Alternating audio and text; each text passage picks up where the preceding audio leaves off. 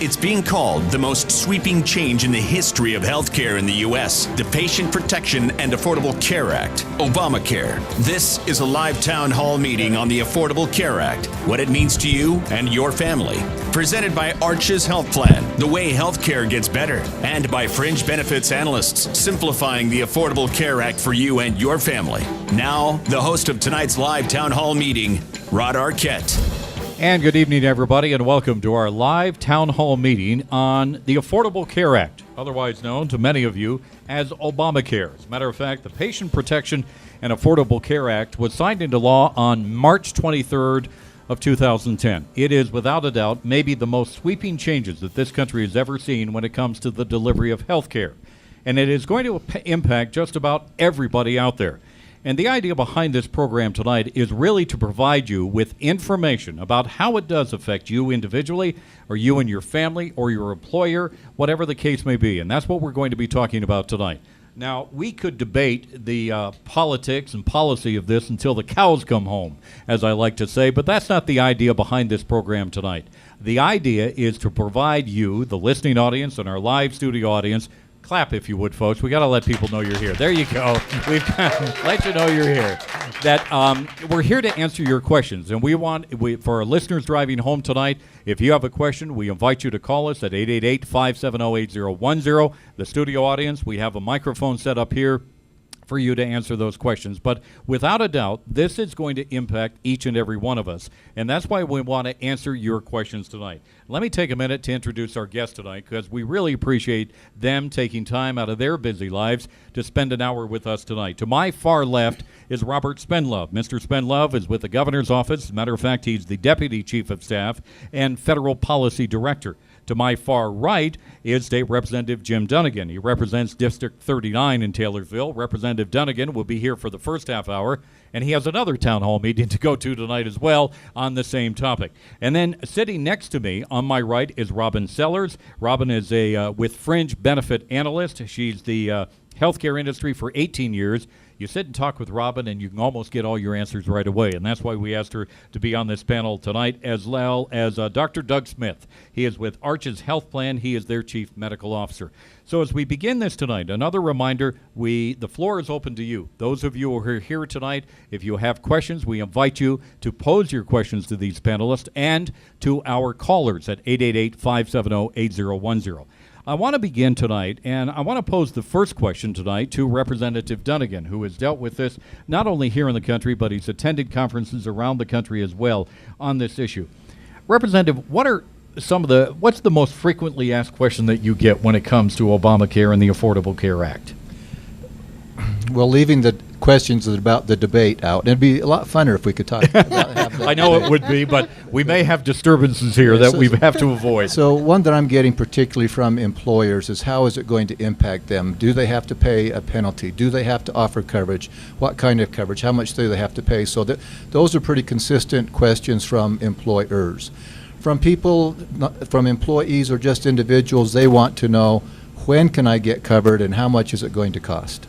And those are common questions that you get all the time. Yes. Would I say the same thing for you, Robert, from the Governor's Office? You interact with people all the time as well. Are those the questions you're getting? Yeah, one of the things I've found quite a bit is, and I get this a lot with friends and family, they just don't understand how it impacts them specifically. They've heard the debate for years. They watched it in Congress. They've heard everyone talking about it. They heard about the Supreme Court cases.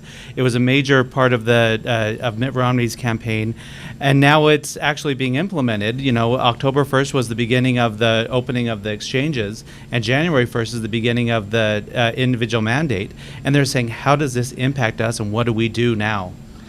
Doug Smith, same thing. Are you getting the same questions all the time?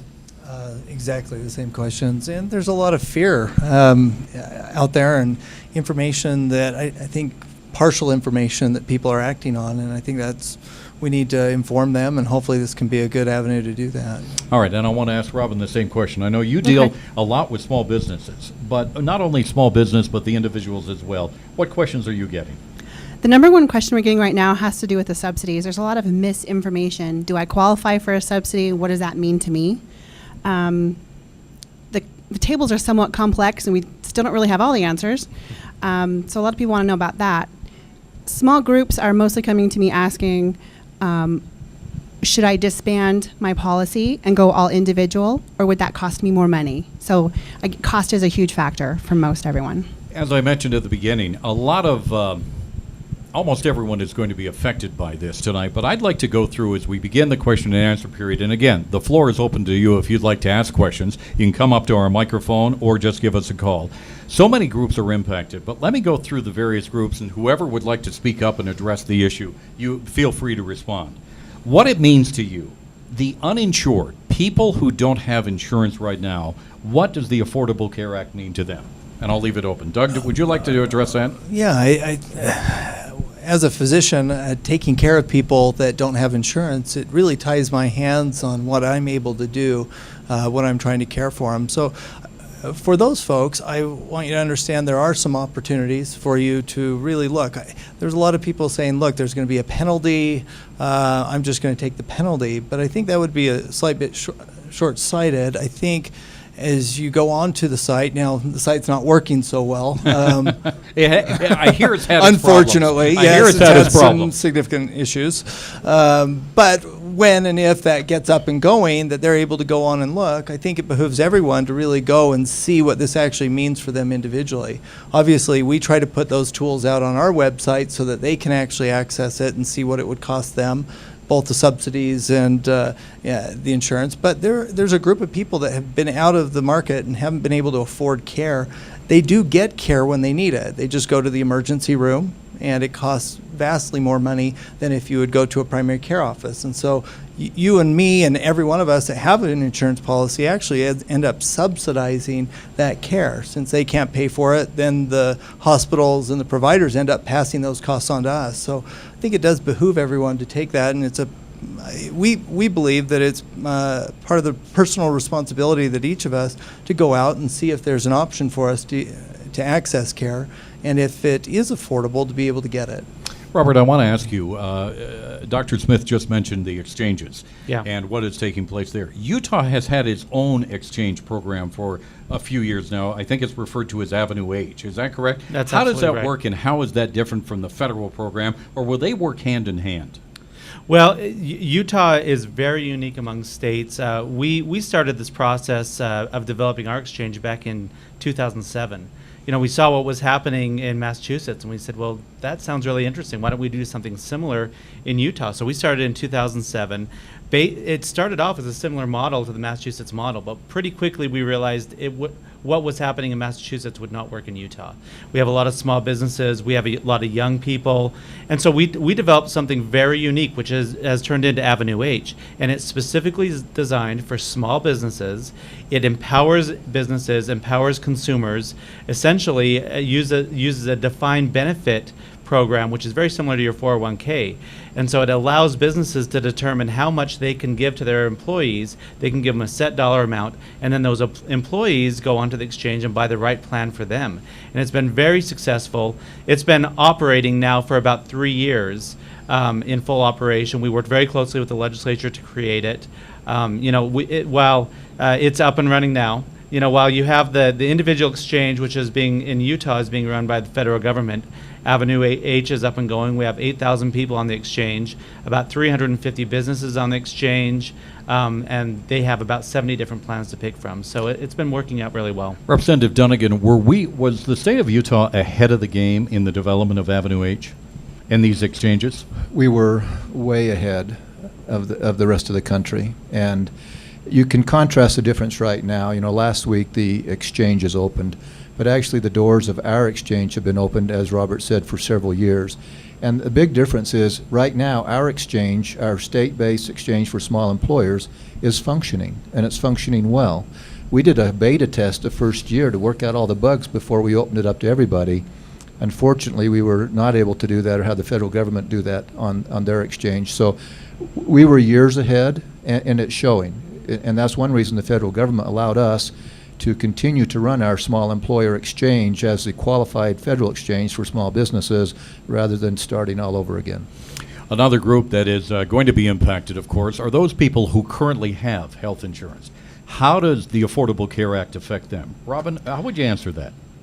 The biggest change that will happen to, especially here in Utah, is in small group and individual, we have been rated based on health risk. And starting January 1, when you have your open enrollment in 2014, there will be a community average. So people are always asking me, what is my increase going to look like? Well, if you're a small group under 50 full-time equivalent employees, then you are going into that community average. It'll be positive or negative depending on what your health status is. If you are getting a discount for being healthy, you will be negatively impacted.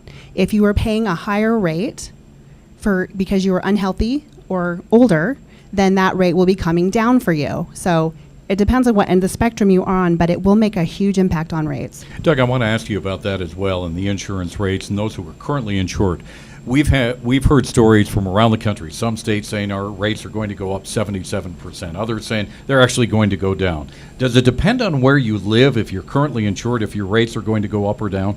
Well, there's different rating areas throughout the state, and depends on the rates that came in the marketplace so far. So there were some low market rates that came into the Salt Lake market and the Davis County market, but throughout the state there will be different rates, and I think it also depends on if you're an older person that has typically paid a lot more with the band constriction. So it used to be that the lowest rate was 1/6 of the price of the highest rate.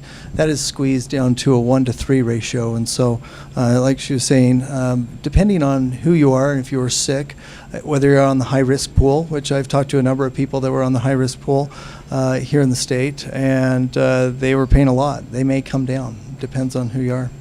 Another group, of course, that is going to be impacted by this, really all of us, are taxpayers. And I know, Representative Dunnigan, you kind of pay attention to taxpayers probably more than the rest of us because they vote you in or out of office. So what about taxpayers? What are you telling taxpayers? Are my taxes going up? Are they going down? What do we know? They're not going down.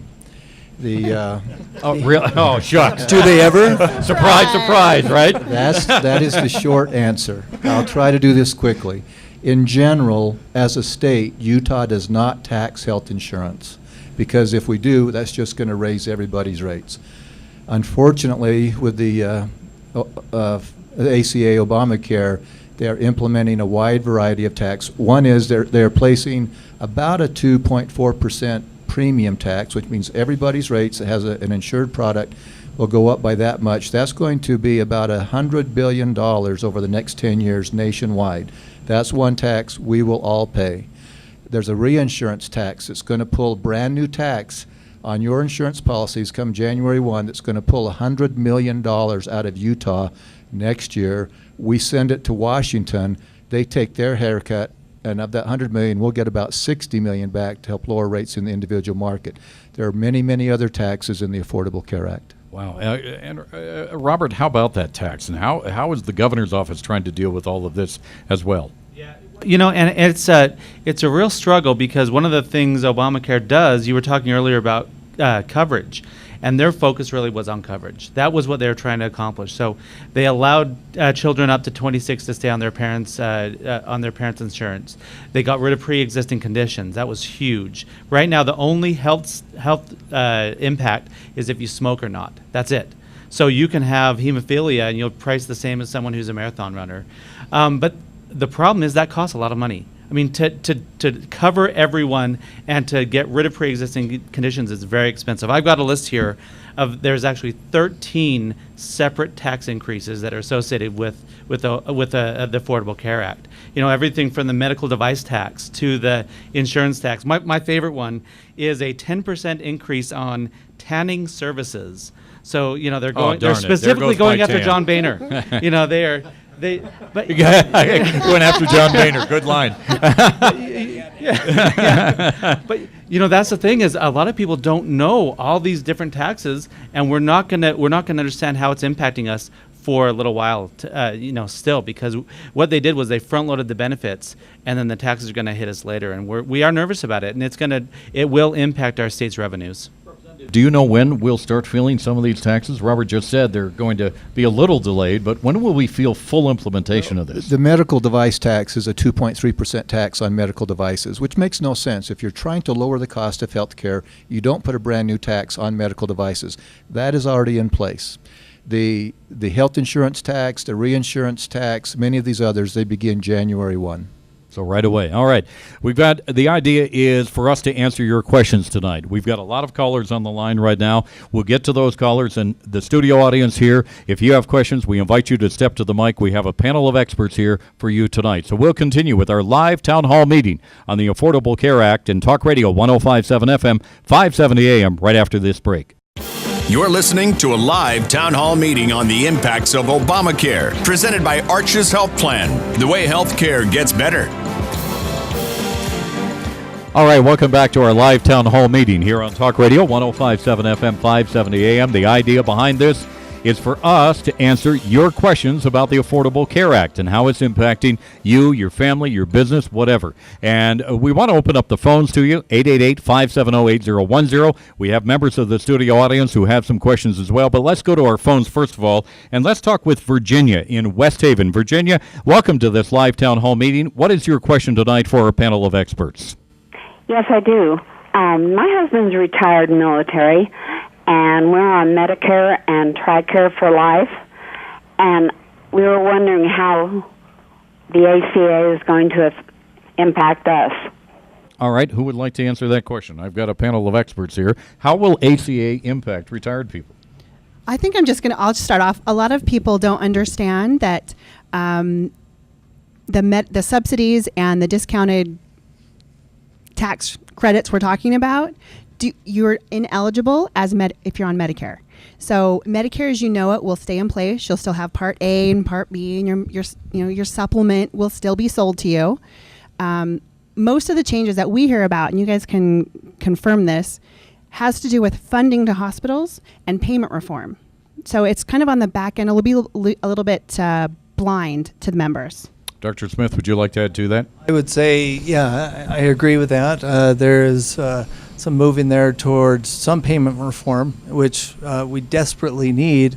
Initially, I think you'll see more effect in shrinking the donut hole from Medicare Part D. What is the donut hole? So the donut hole is essentially when I take care of patients, by about October, people are starting to have to take more money out of their pocket to pay for their care. So it'll cover up to a certain point in the expenses of medications, and then people will have to have out-of-pocket expenses up to a point, and then it will start coverage again. And so there's a lot of people that will fall into that area later on in the year as they've been buying their medicines, and now they have to take it full out-of-pocket expense to cover the costs until they spend enough, and then it will start picking up coverage again. So that donut hole will shrink, with a goal of 2020 being when that donut hole will go away. All right, let's go back to the phones before we get to our audience questions here. We have Jason in Roy. Jason, welcome to our live town hall meeting. What's your question for our experts?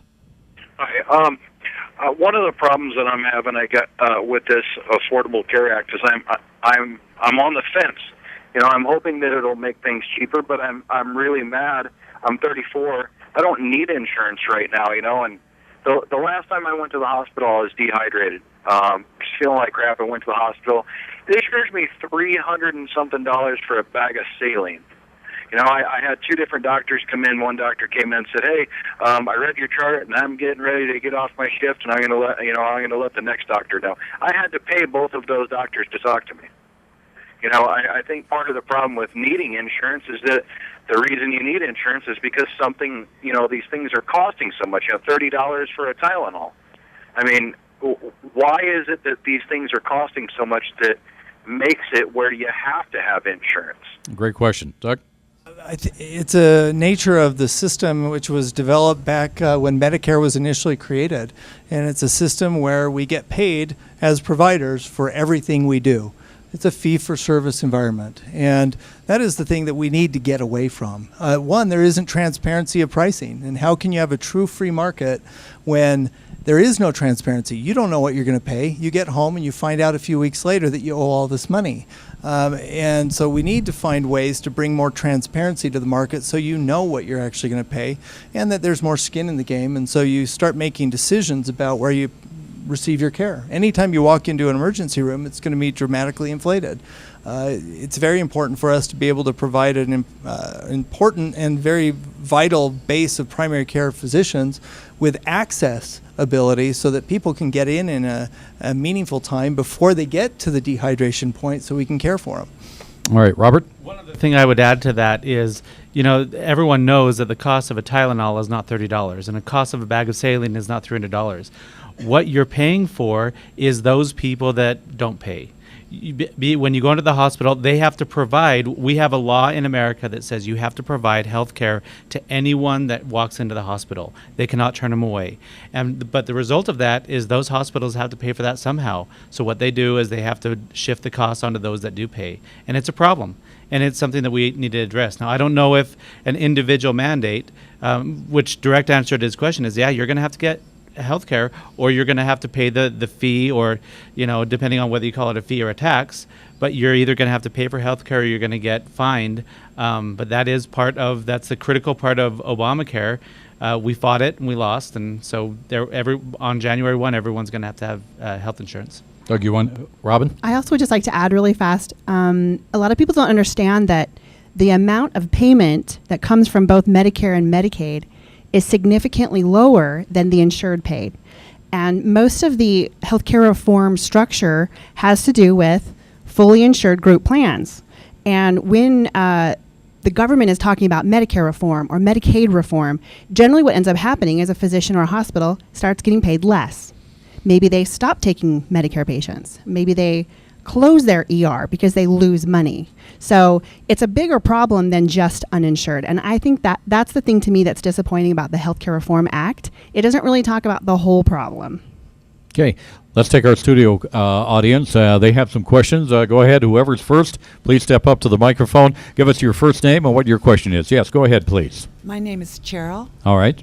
And I have two semi-adult children that are on catastrophic care, and will that qualify under the Affordable Care Act? And if not, what is the best option we have to insure those children? Who would like to take that question? Just to start off, as we generally understand it, a catastrophic plan will probably not qualify for the minimum essential to avoid the penalty. But what I always like to tell people is the subsidy that's provided in the federal marketplace is expansion of if you previously did not qualify for assisted help. It's beyond the poverty level. So if you had tried before to see if you qualified for assistance, you may qualify for it now, and they've changed all those regulations. So we should for sure look to see how and if you qualify for a subsidy. All right, next question. Yes, we have a gentleman here in the audience. Please come up to the microphone. Give us your first name and your question. My name is Phil. I know I'm going to have a lot of tax questions. I'm Dave Ramsey's endorsed local provider. First of all, when you mentioned health insurance tax, reinsurance tax, where are the sources of those taxes? Are they sales and use taxes? Are they federal? Are they state taxes? Whatnot? And then another question that just came up. What is the difference, if any, between a catastrophic health plan and a high deductible health plan? Thanks. The tax question, Representative Dunnigan. Sure. The taxes that we've been discussing are all federal taxes. They're all new federal taxes. They're primarily using the insurance companies as the tax collection mechanism. So they're compelling the insurance companies to add 2% here and 2% there to your health insurance premium, collect that money, and then remit it to the federal government. Okay. Do we have another? Yes, go ahead, please. Step to the microphone. Give us your first name. Go ahead, go ahead, Rob. On the high deductible health plans, people that are under 30, they can have a high deductible health plan and still qualify. And so it depends how she's defining a catastrophic health plan. It might qualify, particularly if you're under 30. But I agree with the comments that you ought to go to the exchange, see what the subsidies are, from what you described, there'll probably be a better avenue for you than what you're doing right now. Question. Okay, my name's Corey. I'm uninsured right now. I have 2 part-time jobs, and I work. These 2 companies I work for are under they're subsidiaries under another of one company, and so my total work hours is 34 hours. Does the parent company have to offer me health insurance, or do each of the subsidiaries act individually? Would like to answer that. That's Robin, okay, sorry. please, because we're all going. We've Okay, who spent wants a lot to take of time that one? talking about this. Okay, so important change. Right now, each subsidiary is separate, and generally speaking, insurance companies have always operated that way. In 2015, when the new pay-or-play regulations come into play, which is what people talk about, an employer providing it or getting a penalty, depending on their ownership and how they're structured, they may have to start counting you together. But that was a delay, so this is not going to be implemented till 2015. So if that change happens, it will be in the future. All right, let's go back to the phones and get a question from Reed in Salt Lake City. Reed, you're welcome to our live town hall meeting. What's your question for our panel tonight? Yeah, great show, Rod. I'm really enjoying it. I'm just wondering if a person goes on the Federal Exchange and selects a plan like, let's say, Humana, and then let's say next year they decide they don't really like Humana, can they then switch to Select Health or Arches or one of the other plans the next year? Doug, can they switch? They can switch every year. They can change that at the top of the year. There has to be a significant life event to make a change. But when open enrollment starts every October, they could change plan every single year. If So it they doesn't wanted have to be a significant And it life wouldn't take event. effect until January 1st. Okay, Yeah. but you have to do it during the open enrollment period? So you couldn't Right. change in the middle of the year? There are some exceptions for American Indians and some others that have open enrollment all year round, but yes, for the most part. Robert, do you want to add to that? No, I agree. Which is the only point I was going to make. It's very similar to the rules that are in place right now. And so what they don't want to happen is have people gaming the system, where you wait until you're sick, you see that you get a diagnosis of cancer, and then sign up for insurance.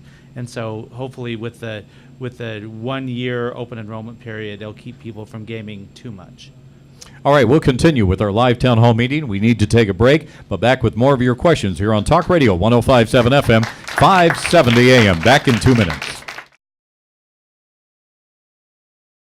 All right, welcome back to our live town hall meeting here on Talk Radio 105.7 FM, 570 AM. We've had to excuse State Representative Jim Dunnigan. He's off to yet another town hall meeting dealing with this, but we're here to take your questions. And I know we've got some people in the audience who want to ask a quick question. Ma'am, you had a question for us. Please step up to the microphone with your question for our experts. Give us your first name, if you would, as well, please. Connie. Hi, Connie. Hi. I was wondering if you don't sign up, is there a penalty, and how do they find you? And also... Oh, they'll find you, Connie. My guess is they'll find you. And also, are illegal aliens required to sign up for this? Okay, Robert, please do. Unfortunately, yes, there definitely is a penalty. It'll be enforced through the IRS. I believe at first it's going to be $95 a year, but then it's going to increase over time. So, like I said earlier, the administration argued before the Supreme Court that it wasn't a penalty, but that it was a tax. But there will be a penalty or tax assessed to you. In terms of illegal immigrants, no, they aren't eligible, and so they can't sign up. So then we'll still be paying for them? No, they're not eligible to get insurance. I know, but they can go to the emergency room and get free care. Technically, yes. We'll still be paying for them, you're from right. what I understand. And one Doug, caveat, go ahead. I think up to 1% of the income. So it's $95 per individual, or up to 1% of household income. But, Robin, I understand that's in the first year, right? As the years yeah. go on, that penalty goes up higher. If you do the quick math, an individual pays a lot more than $100 a year for their insurance. In year 2, it goes up to $325 for an individual, or 2%, whichever is higher. In year 3, $695 per year, or 2.5%. And again, remember, this is a tax and can be changed. and May. Does that make sense? So if they start not recouping the money they need, I'm not a tax professional, but it's possible that might be changed. Are you telling me Congress could raise our taxes? Never Yes. experienced that And can I before, just have we? add- And I Yes, know this Robert. is kind of off the topic, but the other thing that can be changed, and you just need to keep this in mind, is that subsidy. Right now, they're subsidizing people up to 400% of poverty. So for a family of 4 with 2 kids, that's about $92,000 a year. Now, we know right now the government shut down because they can't pay their bills. We're about to default on our credit because we can't pay our bills. How can they subsidize people up to $92,000 a year? Frankly, I don't think they can, and I think that's going to change. All right, let's go back to the phones because we have a lot of people on our phones as well. Let's talk with Lance in North Ogden. Lance, how are you? And welcome to our town hall meeting. What's your question? Oh, I'm worried. Thanks for asking. I've got 2 questions. The first question is more out of curiosity. The second question is what I'm really worried about.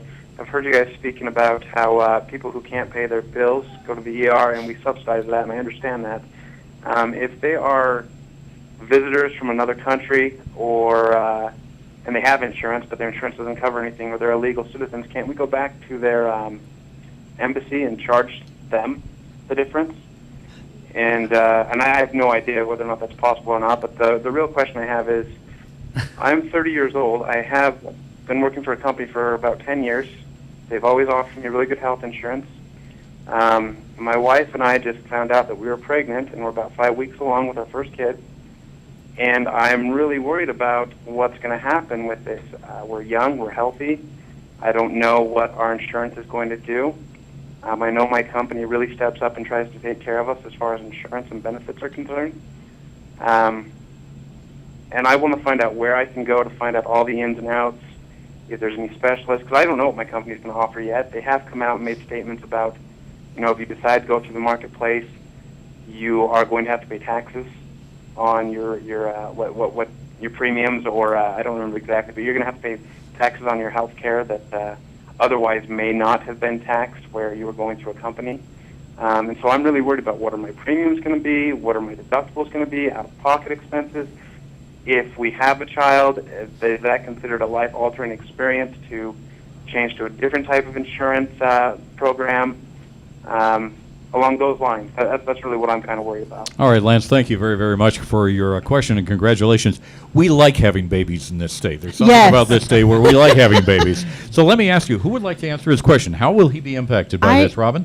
It's important for everyone to understand all plans must offer the essential health benefits, of which one pregnancy is. So maternity care, ambulatory patient services, ER, hospitalization, mental health, prescription, rehab, laboratory, preventive care. Those will be on every individual and group plan, or it does not qualify as eligible coverage. That's the first thing to know. Also, I really like his question because this is exactly why group plans will stay around. The group wants to offer to their employees. They will always want to offer it. They are trying, like he mentioned, to take care of their employees. And so far, it's my experience, the employers I work with, they are concerned about it. We're working through strategies, but we'll have different new options.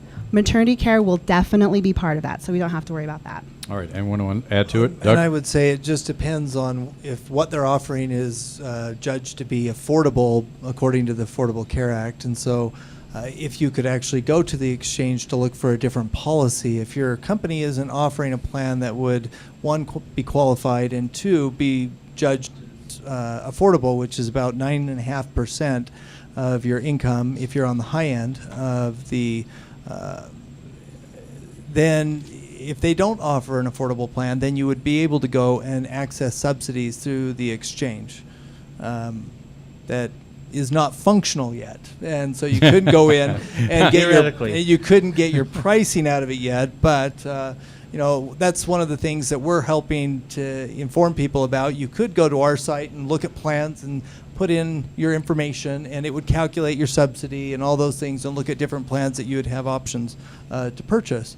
Just so that while the exchange isn't functional, you could see. But that would be dependent, one, if your employer is going to offer a plan, if they have to offer a plan, or if they're going to take the penalty, or if it's not an affordable option for you that they actually offer. All right. And I'm just going to add this. I'm sorry to jump in, but no, that's fine. That's why you're a lot of people don't understand the affordable test is only on the employee.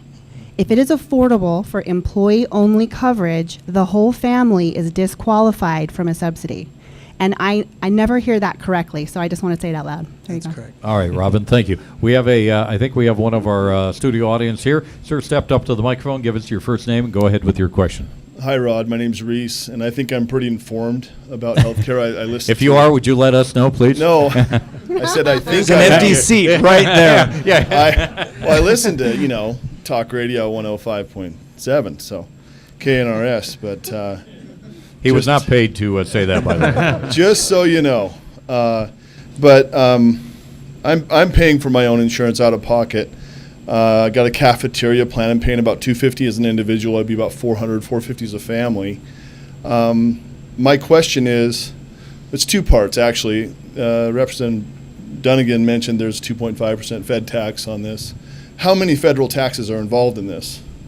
How many federal taxes are we paying in this group program that they've got us lumped into? Just a random question there, I guess, but I'd like to kind of know if you do. And then my second question is, being that I thought I was informed prior to coming here, I've just learned something new, thanks to KNRS again. I didn't know about Avenue H. I wasn't clear on that, and I'm wondering why the state of Utah hasn't put that out through, print and, KSL and everything else. And I'm just wondering why I didn't know. What did you just say? Well, I gave Knrs, right? I worked there for years, and we used to call them the evil empire, so that's okay. No, but what about, you raised good questions. What about, first of all, Avenue H? Does everybody know about it? So right. So that I'm asking. You may have seen a billboard. I'm paying about $250 a month for my insurance, and I've talked to them today. I called and they said you have to pay $95 for the first year, and I'm wondering. For the penalty you're talking about? Yeah, I have to pay a penalty on top of that, and I'm wondering, would I be better off going with Avenue H? The answer is always yes. Right. And one of the things. Sure. One of the things I just want to give out to people, and this is one of the reasons why this is so important, is we've had Avenue H up and going for a couple years, but and we have a marketing campaign, and we're trying to get the word out. One of the biggest struggles we've run into, frankly, is everything is being all the focus is on Obamacare, and so when people hear exchange, they think of the Affordable Care Act. And we've had this exchange in place for a long time, but it's just being overshadowed. But let me just, especially for the people listening on the radio, if you want to get more information, they have a great website. It is working. It's avenueh.com.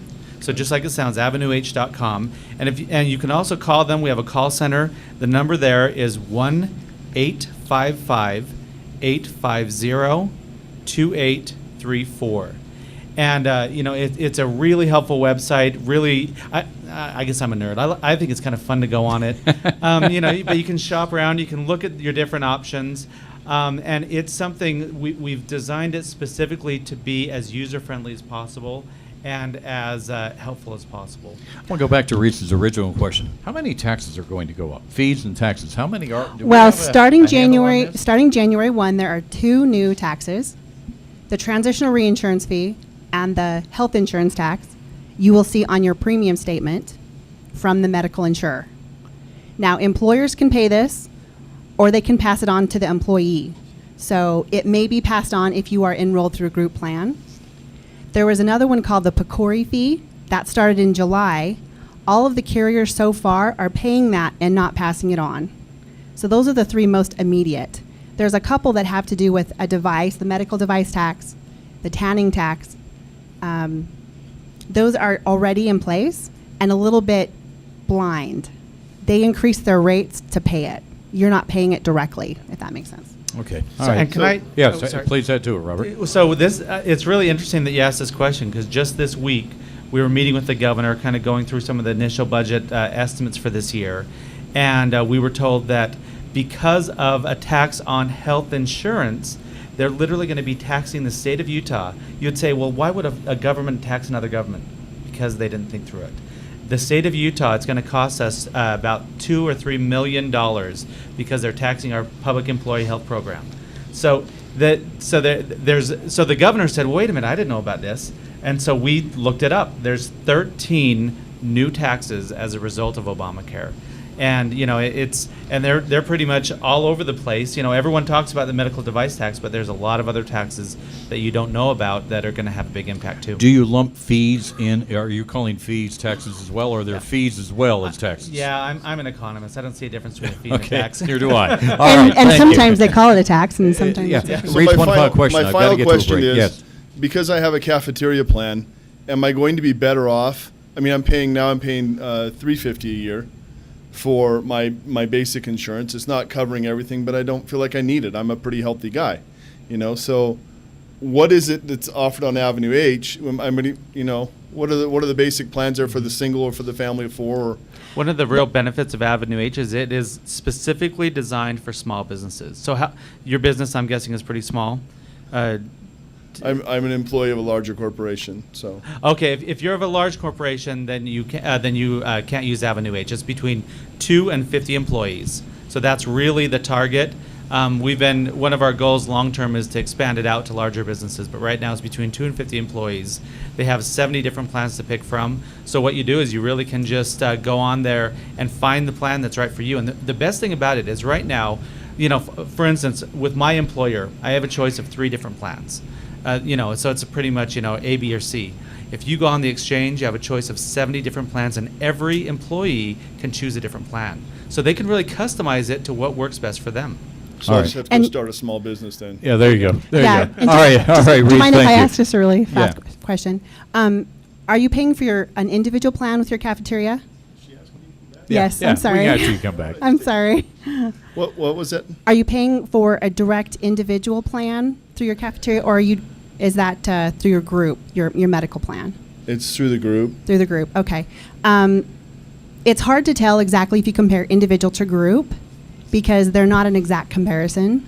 But what I would do, especially look at the federal marketplace to see if you qualify for a subsidy. That would help. That's the best way to tell if you'll be paying less money. The last thing I want to do is go to the federal government to get health insurance. All right, we have to keep our editorial comments down. All right, thank you, folks. All right, we're going to take a final break, and then we'll come back with your questions about Obamacare and the impact it's having on your family here in our live town hall meeting. The Talk Radio 105.7 FM, 570 AM. Back in a minute. What does Obamacare mean to you? You're listening to a live town hall meeting about the Affordable Care Act, Obamacare, on Talk Radio 105.7 FM, 570 AM.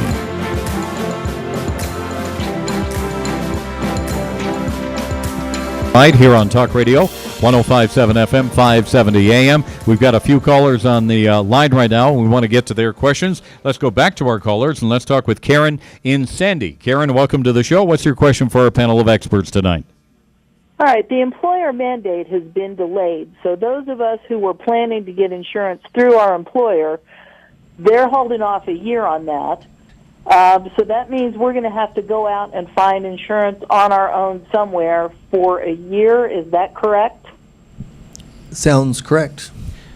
Yeah, in fact, one of the specific requirements is you're only eligible to go on the individual exchange if your employer does not offer coverage. So if your employer, and that's something really important for people to keep in mind, if your employer currently offers health insurance, you cannot go onto the exchange. Right. But if they don't offer it, then you can go onto the individual exchange. Well, at least you can't get subsidies through the exchange. Yeah. Oh, right. Yeah. You could go onto the exchange. Too? Yeah, just not get the subsidies. You can't get subsidies, though. Based on if you are between a 100 and 400% of federal poverty level, you will want to go to the federal marketplace. Will you figure that out for me real fast? You will want to go see if you qualify for that subsidy. I wouldn't suggest buying coverage through the marketplace if you don't qualify for the subsidy. We've been told by multiple carriers you can buy an individual plan directly for probably less. Yeah. So shopping the market, talking to a broker like myself who can help you find one. Just a few little caveats. If you do not file a tax return or you do not have any tax liability, you will not be penalized. And a lot of people misunderstand that. Okay, let's go back to the phones. Let's go to Leighton and welcome Steve to the conversation tonight. Steve, go ahead with your question. Yeah, actually, if you guys just answered it, but I'm going to ask it anyways. I'm retired military, and I have a TRICARE plan for my medical insurance. I also have a wife and a 10-year-old son. I'm assuming I don't have to go onto the exchanges and do anything there. I'm pretty much taken care of. Is that correct? You are good. You're Okay. covered. All right, That's Steve. all I need to know. I appreciate that. All right, Steve. Thank you. Let's go to Kay in Utah Valley. Kay, how are you? And welcome to the show. Yeah, I have a two-part question, and one is, now that the health care is required by the government, will the government have access to all of our medical records? That's been a question that has surfaced. What do we know about this right now? Well, it would be beautiful if we had all of our medical records accessible through UHIN right now. And so, I mean, there's a lot of things. So it doesn't mean that the federal government will have access to your physical exam that a physician did. No. They're just trying to get an exchange up right now. For them to be able to access that information, they'd have to do implementations with innumerable amount of EMR's medical record systems. So no, this doesn't mean that they're going to have that information. They will have information about your taxes, they'll have information about family and all those things, but they won't have your specific health conditions. But I heard a story today. I want to follow up on this question that Kay had. I heard a story today. To be able to go on the health exchange right now, you have to provide some basic information before you even look at the plans, and that basic information can be accessed by the federal government. Is that right? They have that. It's going to the But do government. but do However, they have it that is- information already? It is actually not medical information. Okay. It's financial. Right. So you're reporting your wage and tax, you're reporting your HRA contributions, you're reporting where you live and your kids' birth dates and what have you. So it is definitely personal information, but it's not health related. All right, Kay, I think, is Kay still on the line, or have we cut her off? All right, we Can may I have just cut her add off. one thing Yes, to that? please do. This was a critical issue for us for the governor and for the legislature when we're negotiating with Health and Human Services. We said, we had a number of red lines that we would not cross, which is why, HHS wanted us to run the individual exchange. And we said we will not share individual information with HHS, with the federal government. And so that was just one of the things that we refused to do, which is one of the reasons we're not running the individual exchange. All right, And let's I'm go. just going to add one more thing. The federal marketplace has to be HIPAA compliant, which is the Health Privacy Act that most employers have to, and you go to your doctor's office, you sign that Privacy Act. They have to comply with that as well. So I know it's their own rule, but they are being compliant with it. Okay, all right, back to the phones we go. We have Paul in Ogden. Paul, welcome to our live town hall meeting. Please go ahead with your question. Hello, Paul. I heard breathing. It may have been the, yeah, thank you. Do we live near the ocean? Yeah, go ahead.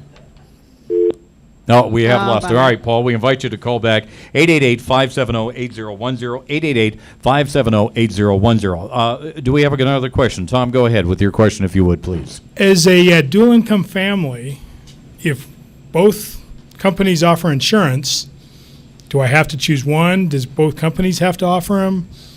What can you elaborate on that? Because that's a bit confusing. That part will not change. Both companies can continue to offer coverage, and you're not required to elect one or the other. What will affect you is the subsidy. You have to count your entire household income when you're calculating in that 100 to 400%. So generally speaking, if you're a multiple income house, you may not qualify for the subsidy. The household income, does that include just your income or all your assets, like your house and your cars? Is it just the income? It's just your income of any member of your house you claim on your claim as a dependent. So everyone that makes money that you claim on your taxes is calculated together. And it's your gross. Okay. Gross. I wanna ask, It's your gross income. So. Gross income. I want to ask a couple of questions about young people. How about children or young people? I shouldn't call them children. Well, they're children. 18 to 29 years old. How are they going to be impacted by this right now? 18 to 29-year-olds. Robert? It's interesting that you say 29. 18 to 26 are directly impacted because part of the change of Obamacare was to allow children up to 26 to remain on their parents' insurance. Once they're above 26, they're on their own. And, it's one of the biggest areas that we've found that are uninsured. We call them the young immortals, The invincibles, I think, is what I've heard Exactly. them I'm never called, going to too. get sick. Yeah. I'm never going to die. And here's the other problem: is they also tend to be pretty healthy. That's why they think they're invincible, and so they're the group that is going to be impacted by the mandate, and they're also going to see their insurance rates go up quite a bit, because what's going to happen is the older and sicker people are going to see their insurance rates drop, and the younger and healthier are going to see their rates go up. Really important that everyone understands, if you're below the age of 30, 19 to 30. I am. You can you can enroll on a catastrophic plan and not pay a penalty. So those are the young invincibles that we're talking about. I think they understood that they would be more negatively impacted than anyone else. So they can go on a catastrophic plan. There's not that many available now, but we expect the market to start offering those more All right. frequently. Well, folks, we appreciate it tonight. To Robert, to Doug, and to Robin, and to Representative Doug Dunnigan, who had to leave us early. We really appreciate your analysis of this tonight. Audience, I hope we were able to answer a few of your questions out there. This is an extremely complicated piece of legislation. It is certainly going to change the way healthcare is delivered in this country today, and we will have another town hall meeting in a month dealing with small business. Thank you for being here tonight. We appreciate it. To our engineers, all our staff here, thank you. We'll have another town hall meeting coming up in a month. Thank you. You've been listening to a live town hall meeting on the Affordable Care Act and how it affects you and your family.